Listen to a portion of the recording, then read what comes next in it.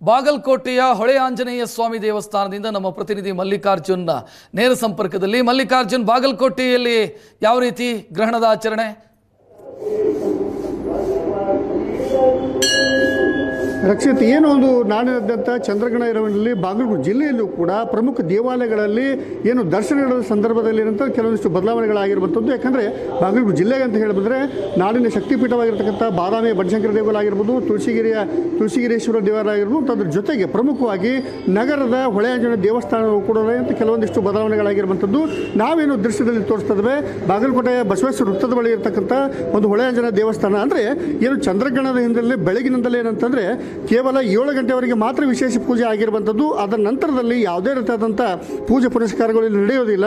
ಯಾಕಂದರೆ ಚಂದ್ರಗ್ರಹಣ ಏನು 3:30ಕ್ಕೆ ಆರಂಭವಾಗಿ ಮೋಕ್ಷ ಕಾಲ 6:47ವರೆಗೆ ಇರುತ್ತೆ. ಅಲ್ಲಿವರೆಗೂ ಕೂಡ ಯಾವುದೇ ರೀತಿಯಾದಂಥ ಪೂಜೆ, ವಿಶೇಷವಾದಂಥ ಪೂಜೆ ಪುನಸ್ಕಾರಗಳಿಗೆ ಇಲ್ಲಿ ಅವಕಾಶಗಳಿಲ್ಲ. ಹೀಗಾಗಿ ಬಂದಂಥ ಭಕ್ತರು ಕೇವಲ ದರ್ಶನವನ್ನು ಮಾತ್ರ ಪಡೆಯಲಿಕ್ಕೆ ಅವಕಾಶವನ್ನು ಮಾಡಿರುವಂಥದ್ದು. ಮತ್ತು ಬಾದಾಮಿಯ ಬನಶಂಕರಿಯಲ್ಲೂ ಕೂಡ ಅಷ್ಟೇ, ಕೇವಲ ಬರುವಂಥ ಭಕ್ತರಿಗೆ ದರ್ಶನಕ್ಕೆ ಮಾತ್ರ ಅವಕಾಶವನ್ನು ಕೊಟ್ಟಿರುವಂಥದ್ದು. ಯಾವುದೇ ರೀತಿಯಾದಂಥ ಪೂಜೆ ಪುನಸ್ಕಾರಗಳಿಗೆ ಅವಕಾಶವನ್ನು ಕೊಟ್ಟಿಲ್ಲ. ತದನಂತರದಲ್ಲಿ ಏನಂತಂದರೆ ಏನು ಮೋಕ್ಷ ಕಾಲ ಆಗುತ್ತೋ ಅದರ ನಂತರದಲ್ಲಿ ಏನಂತಂದರೆ ಬಹುತೇಕ ಬಾಗಲಕೋಟೆ ಜಿಲ್ಲೆಯ ಎಲ್ಲ ದೇವಾಲಯಗಳಲ್ಲೂ ಕೂಡ ಏನಂತಂದರೆ ಶುದ್ಧೀಕರಣ ಮಾಡೋದ್ರ ಮೂಲಕ ವಿಶೇಷ ಪೂಜೆಗೆ ಅವಕಾಶ ಮಾಡಿಕೊಟ್ಟಿರುವಂಥದ್ದನ್ನು ಕೂಡ ನಾವು ನೋಡ್ತಾ ಇದ್ದೇವೆ. ಈಗ ನಮ್ಮ ಜೊತೆಗೆ ಮಾತನಾಡಲಿಕ್ಕೆ ಏನು ಬಾಗಲಕೋಟೆಯ ಹೊಳೆ ಆಂಜನೇಯ ದೇವಸ್ಥಾನದ ಅರ್ಚಕರು ನಮ್ಮ ಜೊತೆಗಿದ್ದಾರೆ. ಅವ್ರು ಏನು ಹೇಳ್ತಾರೆ ನೋಡ್ತಾರೆ. ಗುರುಗಳು, ಇವತ್ತು ಏನು ಚಂದ್ರಗ್ರಹಣ ಇದೆ, ಈ ಹಿನ್ನೆಲೆಯಲ್ಲಿ ಸಾಕಷ್ಟು ಬದಲಾವಣೆಗಳಿದೆ ಪೂಜೆಯಲ್ಲಿ. ತಮ್ಮ ಒಂದು ದೇಗುಲದಲ್ಲಿ ಯಾವ ರೀತಿಯಾದಂಥ ಬದಲಾವಣೆಗಳಿರುವಂಥದ್ದು?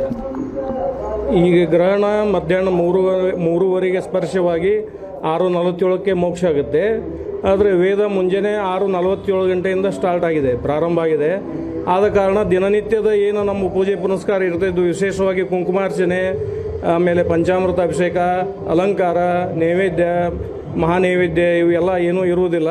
ಕೇವಲ ಮುಂಜಾನೆ ಜಲಾಭಿಷೇಕ ಮಾಡಿದ್ದೇವೆ. ಮಾಡಿ ಎಲ್ಲ ದೇವರಿಗೆ ವಸ್ತ್ರದಿಂದ ಒರೆಸಿ ಹಾಗೆ ಬಿಟ್ಬಿಡೋದು. ಯಾವುದೇ ರೀತಿ ಮತ್ತು ಮಂಗಳಾರತಿ ಆಗಲಿ ಇದು ಆಗಲಿ ಏನೂ ಮಾಡುವುದಿಲ್ಲ. ಬಂದಂಥ ಭಕ್ತರಿಗೆ ತೊಂದರೆ ಆಗಬಾರ್ದು ಅಂತ ಹೇಳಿ ನಾವು ಗುಡಿ ಓಪನ್ ಇಟ್ಟಿದ್ದೇವೆ. ಕೇವಲ ಅವ್ರ ದರ್ಶನ ಮಾಡ್ಕೊಂಡು ಹೋಗ್ಬೋದು. ರಕ್ಷಿತ್, ಏನು ಅಂತಂದ್ರು ಇದು ಹೊಳೆ ಆಂಜನೇಯ ದೇವಸ್ಥಾನದ ದೇಗುಲದ ಅರ್ಚಕರ ಮಾತಾಗಿರುವಂಥದ್ದು. ಯಾಕಂದರೆ ಬಾಗಲಕೋಟೆ ಜಿಲ್ಲೆಯಲ್ಲೂ ಕೂಡ ಸಾಕಷ್ಟು ದೇವಾಲಯಗಳಿರುವಂಥದ್ದು. ಯಾಕಂದರೆ ನಾಡಿನ ಶಕ್ತಿಪೀಠವಾಗಿರ್ತಕ್ಕಂಥ ಬಾದಾಮಿ ಬನಶಂಕರಿ ದೇಗುಲವೂ ಕೂಡ ಒಂದು ಅಲ್ಲಿಯೂ ಸೇರಿರುತ್ತೆ. ಎಲ್ಲ ಕಡೆ ಏನಂತಂದರೆ ಬಹುತೇಕವಾಗಿ ಕೇವಲ ದರ್ಶನಕ್ಕೆ ಮಾತ್ರ ಅವಕಾಶ ಇರುವಂಥದ್ದು.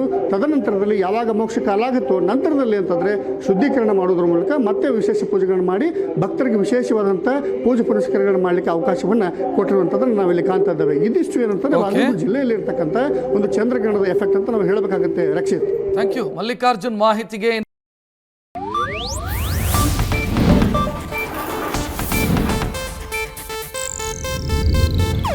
ಇದು ಏಷ್ಯಾನೆಟ್ ನ್ಯೂಸ್ ನೆಟ್ವರ್ಕ್ ಪ್ರಸ್ತುತಿ.